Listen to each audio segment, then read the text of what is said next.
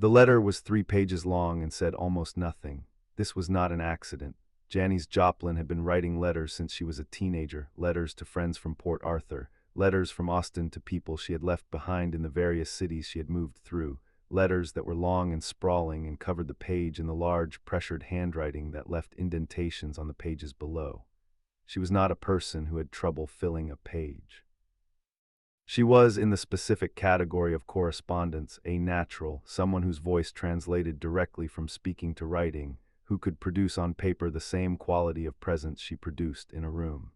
The letter she wrote to Chet Helms on a Tuesday evening in March 1966 was 3 pages long and said almost nothing, not because she had run out of things to say, because the thing she was trying to say was not yet available in language, and she had used the 3 pages to circle around it and approach it from different angles and find the outer edges of it without being able to go directly to the center.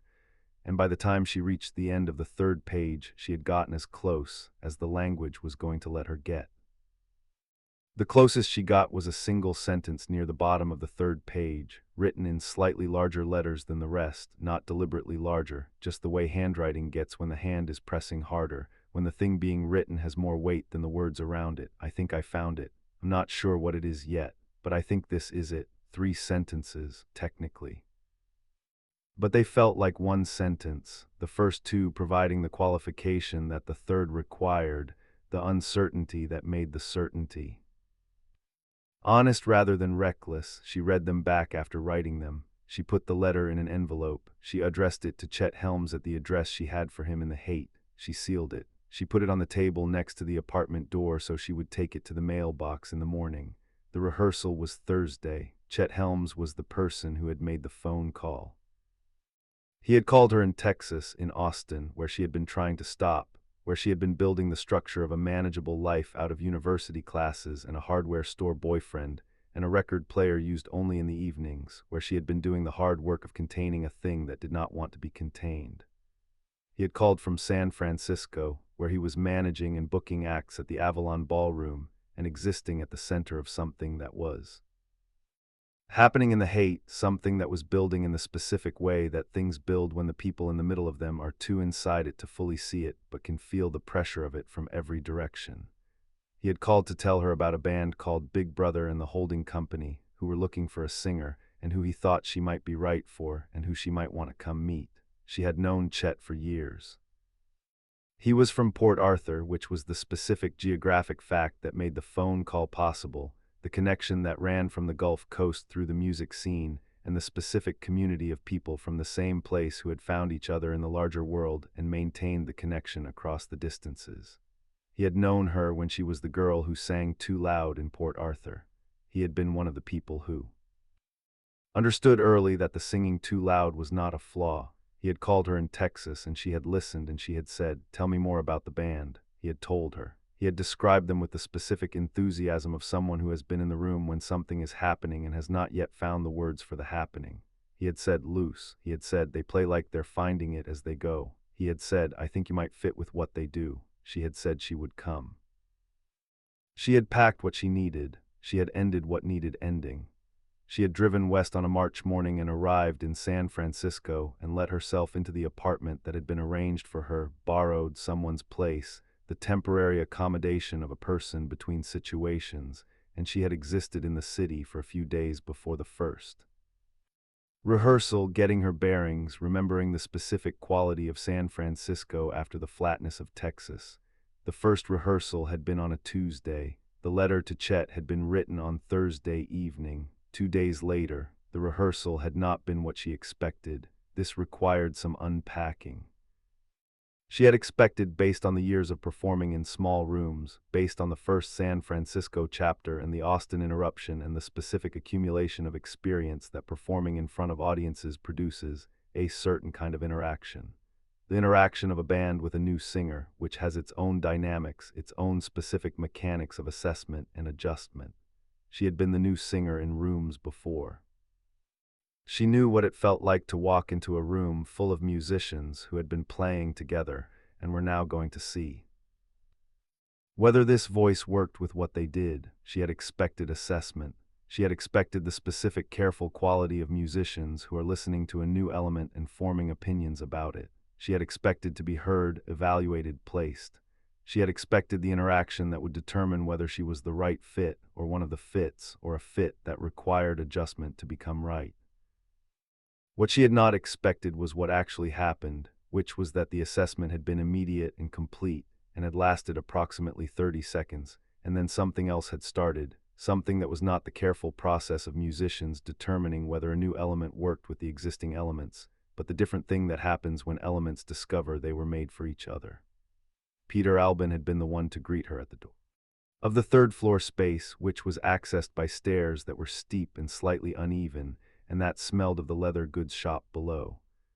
Sam, Andrew, and James Gurley were already there when she arrived, guitars in hand, the particular attitude of musicians warming up, the loose playing, the fragments, the uncompleted phrases that belong to the space before a session formally begins. Dave Getz was behind the kit, adjusting something with the focused attention of a percussionist who is calibrating rather than performing. She had said hello, and they had said hello, and there had been the brief social exchange of people who do not know each other finding the opening bars of acquaintance. Names, brief pleasantries, the specific minimal ritual of a new configuration introducing itself to itself. And then they had started playing, and she had started singing. And 30 seconds later something in the room had changed. She had experienced versions of this before, had experienced the specific quality of musical connection that a voice and a band produce when they are right for each other. She had felt it in small rooms in Austin when a backing musician had understood what she was doing and had created the space for it.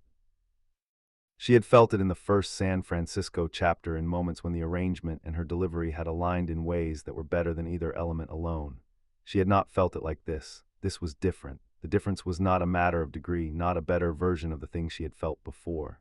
It was a different kind of thing.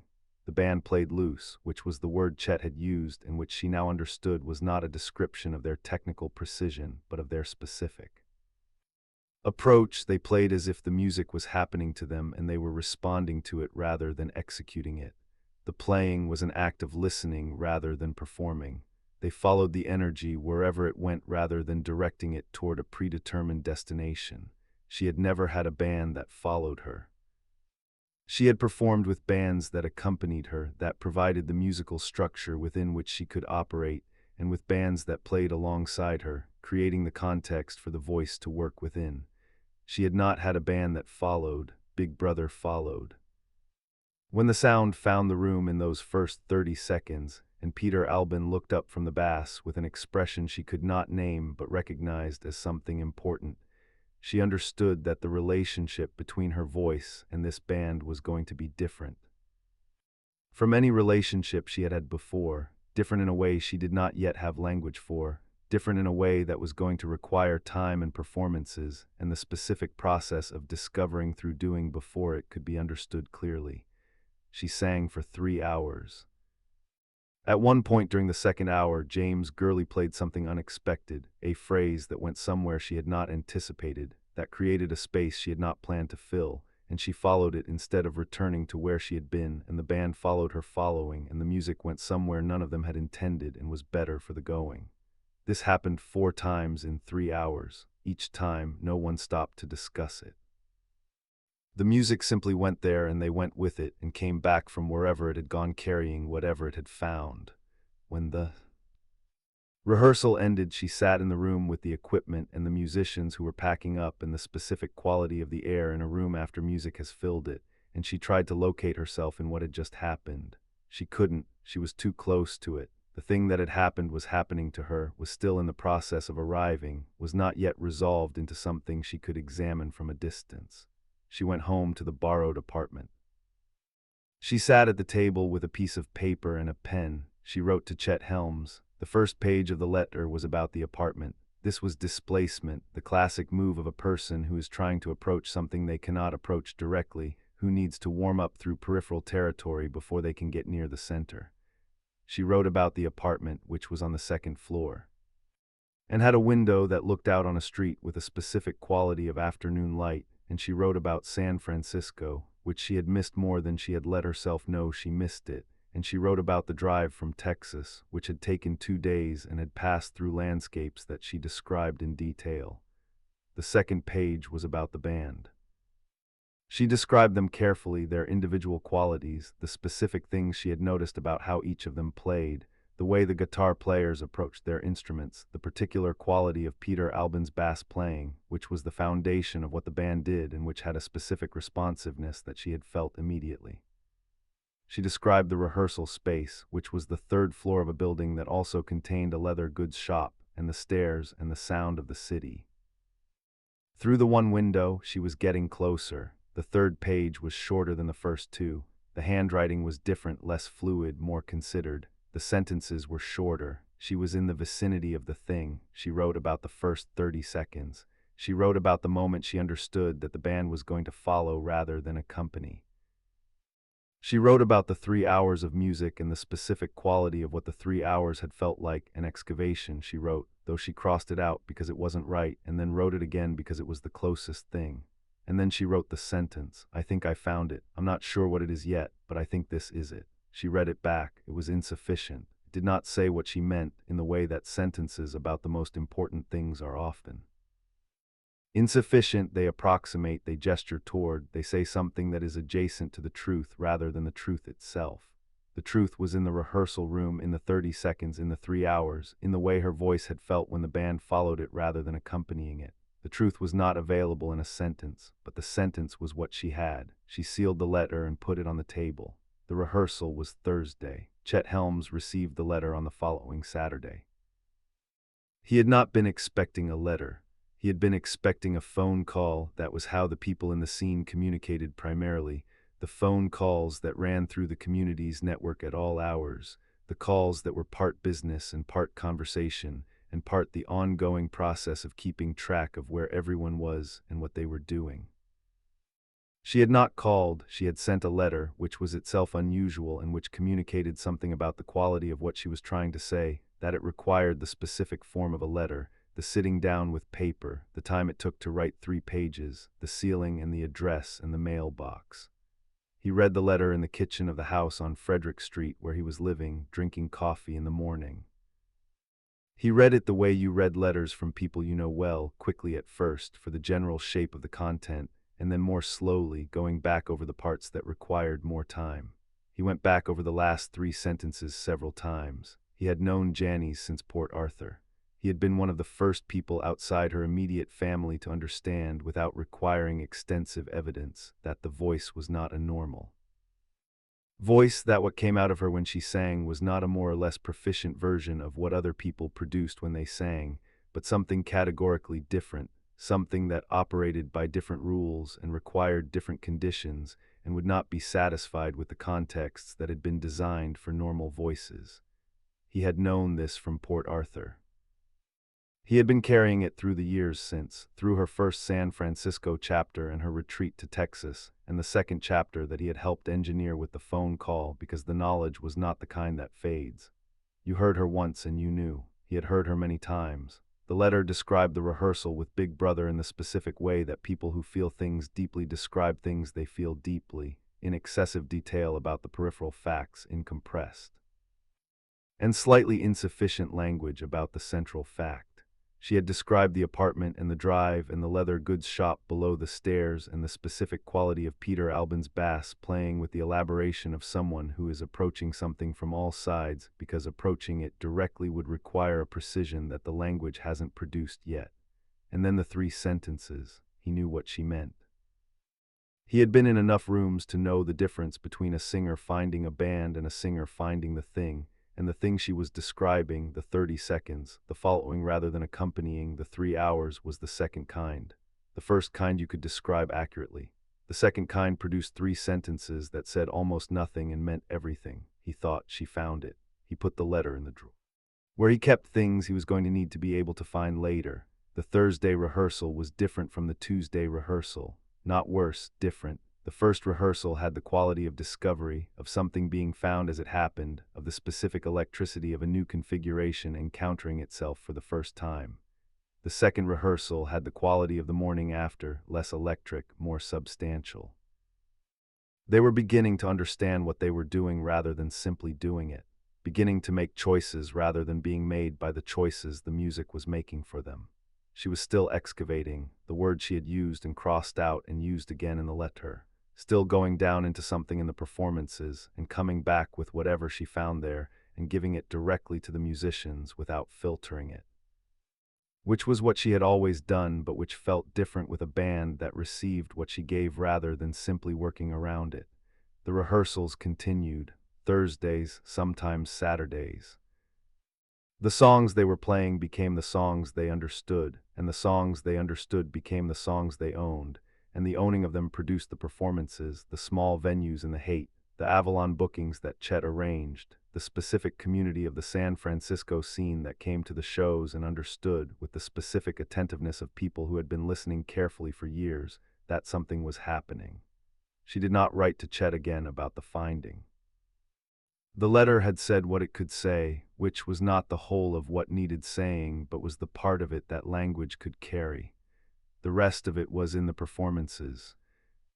And the performances said it in the only form it could be fully received, as music, as the voice going where it needed to go, as the band following rather than accompanying, as the 30 seconds of every show where the audience understood, often before they understood, that they were in the presence of something they had not experienced before. The letter was the first record of the finding. It was not the whole record.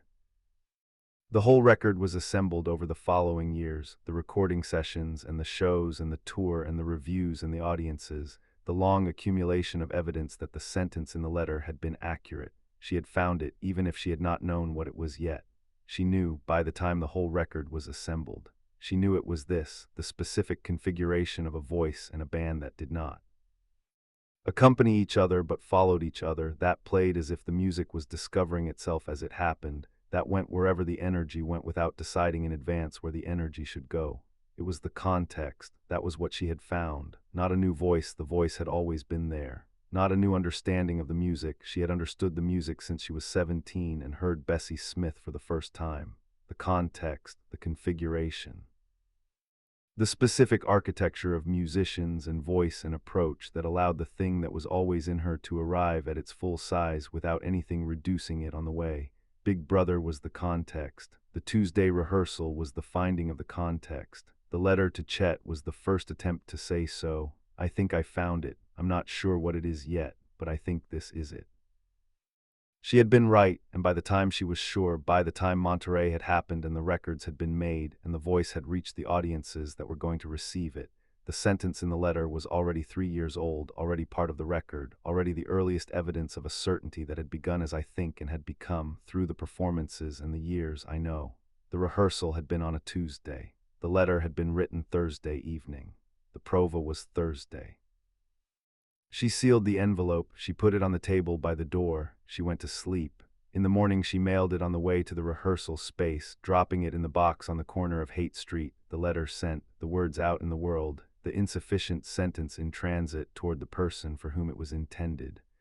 Then she went up the steep uneven stairs, then she sang for 3 more hours, and the rehearsals continued and the performances began, and the context she had found produced the work that the context made possible.